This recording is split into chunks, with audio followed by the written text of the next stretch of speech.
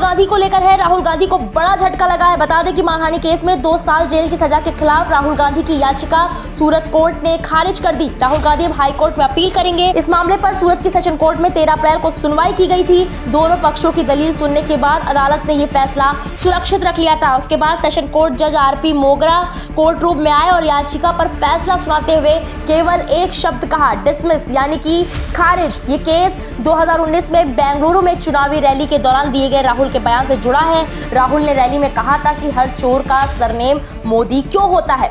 इस बयान पर गुजरात के भाजपा विधायक पूर्णेश मोदी ने मानहानि का केस दाखिल किया था। इसी साल 23 मार्च को अदालत ने यह फैसला सुनाया था। अगले दिन उनकी सांसदी रद्द कर दी गई थी। बता दें कि सुनवाई के दौरान राहुल के वकील RS चीमा ने एडिशनल सेशन कोर्ट जज आरपी मोगरा को दलील दी थी कि मानहानि का केस उचित नहीं था।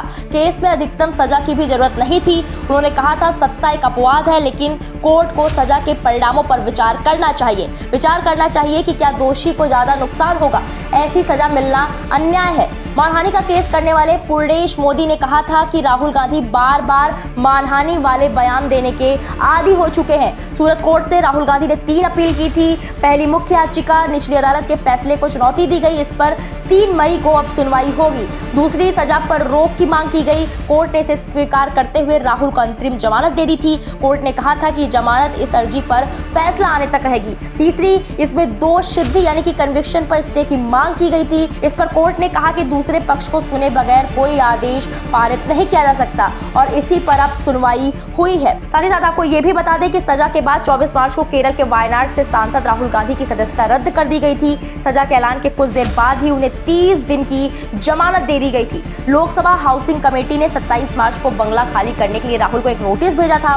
कमेटी ने उन्हें 22 अप्रैल तक 12 तुगलक रोड का सरकारी आवास खाली करने के लिए कहा था। राहुल ने बंगला खाली कर सोनिया गांधी के आवास में रहने का फैसला किया। उनका सामान भी वहीं शिफ्ट हो चुका है।